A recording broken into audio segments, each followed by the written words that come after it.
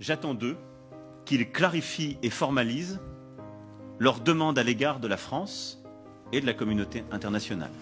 Souhaitent-ils notre présence? Ont-ils besoin de nous? Je veux des réponses claires et assumées sur ces questions. Je ne peux ni ne veux avoir des soldats français sur quelque sol du Sahel que ce soit, alors même que l'ambiguïté persiste à l'égard de mouvements anti-français. Je souhaite que nous puissions organiser une présence internationale plus forte et structurer au Sahel une nouvelle coalition autour de nous, en lien avec nos partenaires européens déjà présents. Le président français demande à nos chefs d'État africains francophones de fermer nos bouches. Parce que, selon lui, nous cultivons un sentiment anti-français. Mais vous savez très bien que c'est faux. Monsieur le président Macron, il n'y a pas de sentiment anti-français ici. Ce que vous appelez sentiment anti-français, d'ailleurs, comment vous allez présenter ça? Je suis en train de parler en français là. J'ai rien contre le français en tant que langue. Je parle pas en sénoufo ou en djoula ou en serer ou en wolof ou je ne sais quoi, soninké, bambara ou quoi d'autre. Je parle en français. Je n'ai rien contre le français. J'écris, je m'exprime, je travaille en français. Je n'ai rien contre les Français. Nous n'avons ici en Afrique francophone rien contre les Français. Ils sont nombreux, ils ont des entreprises, ils créent des emplois pour nous, ils payent des impôts. Nous sommes nombreux à travailler avec eux, à travailler pour eux. Ils travaillent souvent pour nous. Nous sommes des amis, nous nous marions, nous vivons ensemble ici comme en France sans aucune animosité. Donc, c'est pas un sentiment contre les Français ou contre le Français. Ce que vous appelez sentiment anti-français en réalité, c'est un ras-le-bol, c'est une révolte, c'est un refus de la mainmise de l'État français sur nos autorités et par ricochet sur nos économies, sur nos peuples. C'est ce que nous refusons. Les relations incestueuses entre l'État français et les États africains, c'est ce que nous refusons. Les relations de connivence entre l'État français et les États africains, c'est ce que nous refusons. Parce que simplement ces relations étouffent la démocratie, ces relations étouffent le respect des droits de l'homme, ces relations étouffent la possibilité que nous devons avoir de demander des comptes à nos dirigeants. Ces relations étouffent l'expression plurielle chez nous. Il n'y a que ce que le président dit parce qu'il est d'accord avec Paris, donc c'est ce que lui dit qui est bon. Monsieur le président, c'est ce qui nous révolte. On a le sentiment que vous êtes complice de nos chefs d'État pour nous brimer.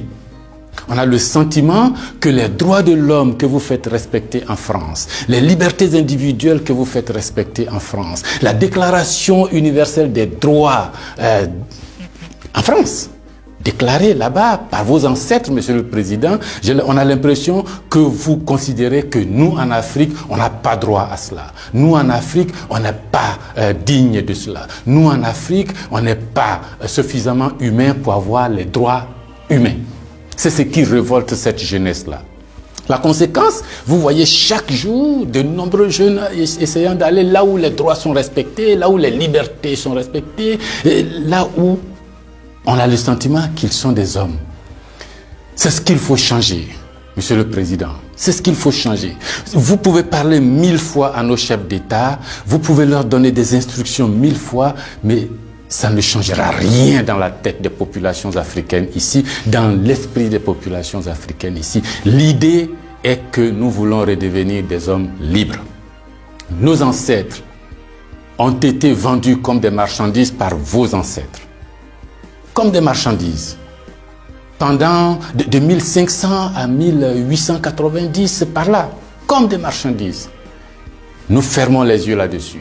Nos parents ont été gouvernés par la décision que vos parents ont prise à Berlin de venir s'accaparer nos territoires, nous-mêmes, nos fleuves, nos rivières, nos matières premières, de prendre possession de nous. Ça a duré près d'un siècle. Fermons les yeux là-dessus. Vos prédécesseurs ont considéré que nos chefs d'État devraient être juste des délégués pour eux, pour nous maintenir ici. Comment on peut avoir le sentiment français quand on descend à l'aéroport d'Abidjan? Le boulevard qu'on prend s'appelle Giscard d'Estaing. Le pont qu'on emprunte s'appelle De Gaulle.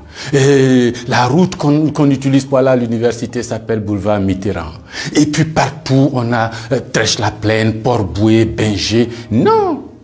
Ce que la nouvelle génération veut, ce que nous voulons, c'est l'autodétermination. Que nos chefs d'État nous rendent compte ici, qu'ils ne soient pas obligés d'aller vous rendre compte pour se donner une certaine légitimité, comme Macron est d'accord avec moi, comme Chirac est d'accord avec moi, comme le chef d'État français est d'accord avec moi. Donc ici, vous allez faire ce que je dis parce que sinon vous allez avoir des problèmes. Monsieur le Président, tant que ça durera comme ça, les gens ici auront le sentiment que l'État français est complice de leur brimade, de leur pauvreté, de leur chômage.